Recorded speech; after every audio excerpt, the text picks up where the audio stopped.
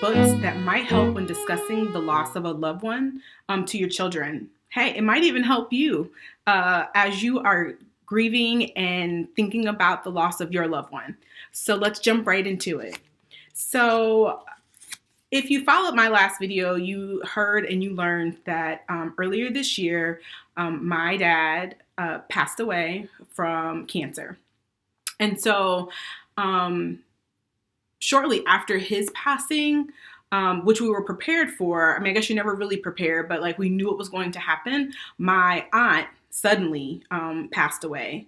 And so my children were hit back to back with enormous loss. And I had a friend send me a few books that might help, discuss what happens when your loved one is no longer here. And so that was a great starting point for me. And so I was able to also find some other books. And so today I just want to share what those books are, just in case you are also in the market for some books that speak about how to talk to your kids about your loved ones. All right, so the first book I have is called Wherever You Are, My Love Will Find You. And so this book it's great for the simple fact that like it just talks about the love of a mother, a father, a grandparent, an aunt, uncle, like the love of someone and how that love will follow you wherever you go. It doesn't necessarily have to be a book about loss. It could very easily be a book about just like love. I read it this morning to my 5-year-old and reminded him that no matter where you go, that my love will follow him. And so it says, there's this beautiful page and it says, make a splash, go out on a limb, my love will find you, my love can swim. And so it's just like simple, it's a rhyming book. Can you see it? There you go. It's short, it comes as a board book, it comes as a hardback book. And it just speaks about just the love that you have for someone, regardless if they're there or not there, it will follow you wherever you are. The next book, I have to tell you right now, as I read the first page, it just was gut wrenching. It brought me to tears. And it's tough, right? And so this book is called The Scar. There we go, The Scar. And the first page reads, my mom died this morning. It wasn't really this morning. Dad said she died during the night, but I was sleeping during the night. And for me, she died this morning. And so you start the book off learning that the little boy's mom has passed of cancer. And it just talks about learning to live in a new world with just him and his dad. And so here's a picture of him and his dad, and he's trying to explain to him like the things that mommy used to do. And he's not necessarily convinced that his dad is going to be able to step in for him the way his mom did. And a little further through the book, you hear about his emotions and how this has been super sad for him. He holds on to, he wants all the windows open in the house because he wants to keep mom's smell in the house. And it's just a beautiful story. And the main character, hearing how he is coping as a child with the loss of his mom. It is beautifully written. It is so raw. It is amazing. So if you have the opportunity, The Scar is an excellent selection.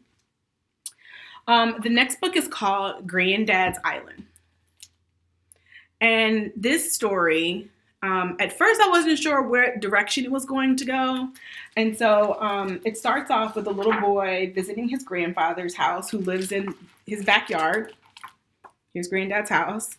And they go into the attic where normally there's like old stuff back there, but there's this special door.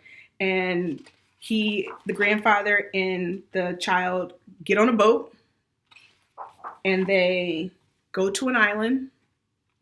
Obviously there's more words here, and they explore the island and they see all the beautiful birds, and Granddad takes up painting. They go swimming together. And towards the end of the book, Grandpa tells him he tells him, I don't think I'm leaving. And he hugs him one last time, and he tells him how much he's going to miss him. And the little boy sets sail home by himself. And so you get to the end of the book, and the next day, he goes back to his grandfather's house up into this attic, and there is no door. It's as if it was never there before. But there's a letter, and he opens it, and it's a picture of his granddad at the island. And so it's like a happy story I guess it's like a happy ending. It allows children to think of like the best place, the happiest place that their loved one might be, and thinking of them at that place, knowing that like they are enjoying themselves in that place that you can't see. So Granddad's Island was a great read. And then there's this book, Ida Always.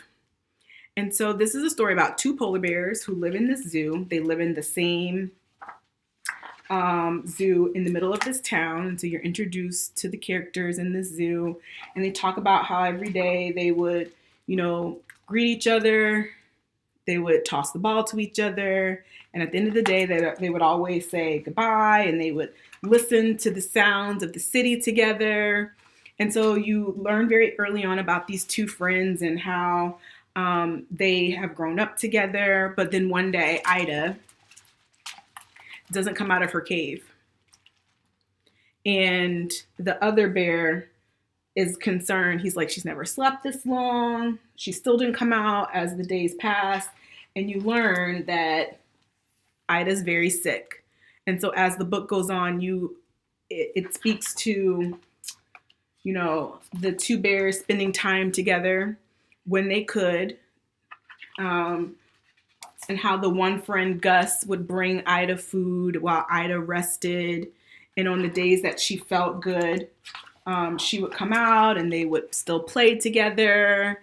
And I think this is a good story about just when people are sick, they go through ebbs and flows. Like some days they're good and some days they're not good. But in the end, Ida does pass away. And Gus smiles as he steps into the spot that he and Ida shared together. And he soaks in the sun and he thinks about Ida. And he remembers that what Ida said, that you don't have to see it to feel it, to know that she's still there. And so this is Ida Always, which is a good one, especially if you're talking to kids about someone who's sick. Just, like I said, the highs and the lows. And then the last book is God Gave Us Heaven. And so this is, if you believe in heaven, it talks about what heaven is like, how when you get there, you will, it could be a reunion there. It's the best family reunion ever. So it's like a dad and his cub, a family on a trip, and the cub is asking all these questions about heaven. Will I get to see you in heaven? How do you get there? And the little cub is talking about how he likes Jesus. So if you are a Christian family, this is a good one. God Gave Us Heaven, especially to have that conversation with your little ones after the loss of your loved one, that they're in heaven, and it paints such a beautiful picture that once they're gone, it brings them comfort. So after my aunt passed, actually after my dad passed, we got this book, and it brought comfort to my kids to know that their papa and their aunt were in heaven, and what they can expect for them in heaven. So God Gave Us Heaven. So I hope that these books are a blessing to you and your family if you ever need them.